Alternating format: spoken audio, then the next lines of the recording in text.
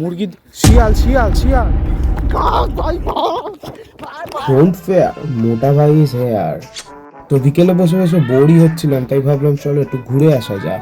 তো তারপর আমি আর আমার হ্যান্ডসাম বন্ধু মিলে বেরিয়ে যাই ঘুরতে। ও সঙ্গে এই কুটনিটাও ছিল, আর এইদিকে লোলা, আর সামনে এত মনোযোগ দিয়ে ফোন ঘাটছে যে 30 বার ডাকার পরে সাড়া পাই। তারপর আমরা সবাই হাঁটতে হাঁটতে যাচ্ছিলাম আমাদের সেই ঘুরতে যাওয়ার স্পটের উদ্দেশ্যে। তারপর আমরা সামনে যেতে যেতে দেখি একটা বিশাল বড় সমুদ্র। তারপর আমার হ্যান্ডসাম বন্ধু এখানে হাতা গোটাচ্ছিল, কারণটা আমি নিজেও জানি না। তারপর হাঁটতে হাঁটতে আমরা আমাদের জায়গার উদ্দেশ্যেই যাচ্ছিলাম। তারপর আমরা আমাদের ডেস্টিনেশনে পৌঁছেও যাই, আর এটা ছিল আমাদের ফার্ম, যেটাকে এখন সুন্দর করে সাজানো হয়েছে। আর এই জায়গাটা ছিল আগে একটা কালী মন্দির। তো আমি এখানে বসতে ভয় পাচ্ছিলাম, কারণ জিনিসটা ছিল বাঁশের আর আমি অনেকটাই হালকা। আর তারপর আমরা এখানে বসে আড্ডা মারছিলাম, আর মশারা আমাদের রক্ত খাচ্ছিল। আর তারপর মশাকে রক্ত খেতে না দিয়ে আমরা বেরিয়ে পড়লাম এখান থেকে, কারণ একটু ঘুরবো। এ তাকা, তোর আর ওর মুখটা পুরো সেম না? তোর মুখটা ওর মুখটা পুরো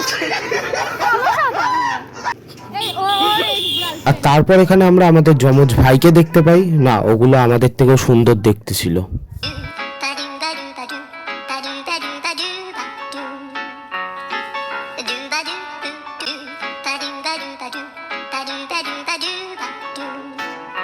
আর তারপর আমরা যাই একটা জঙ্গলে, যেখানে নাকি সত্যি শিয়াল আছে। এটা আমরা জানতাম না, ওখানকার লোকই বললো যে এখানে যাচ্ছ যখন সাবধানে যাও। এখানে যদি আমার বাড়ি হতো ভাই, আমি দুদিনে হার্ট ফেল করে মরে যেতাম। মুরগি শিয়াল শিয়াল শিয়াল। তারপর আমাদের টার্জেন বন্ধু ওর প্রতিভা দেখাতে গিয়ে সালা দড়িটাই ছিঁড়ে ফেলে। আর তারপর আমাদের ঘোরা শেষ হয়ে যায়, আর আমরা বাড়িতেই ফিরছিলাম, কারণ এখানে বেশিক্ষণ থাকাটা ঠিক হবে না। ভাড়ামি একটা বন্ধু পেয়েছি আমি, আমি ওখান থেকে আসছি, সব চলে গেছে বাড়ি।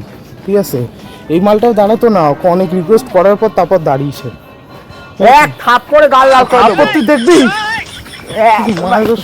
দাঁড়িয়ে যাও, ব্লগটা এখনো শেষ হয়নি, শেষ হবে, এরপর আরো কিছু হয়েছিল আমাদের সাথে। আর তারপর আমরা বাড়িতে এসে বেরিয়ে যাই ব্যাডমিন্টন খেলার উদ্দেশ্যে। আমরা এরকম ব্যাডমিন্টন খেলতে থাকি, আর তোমরা চ্যানেলটাকে সাবস্ক্রাইব করে দাও নেক্সট ব্লগের জন্য। টাটা।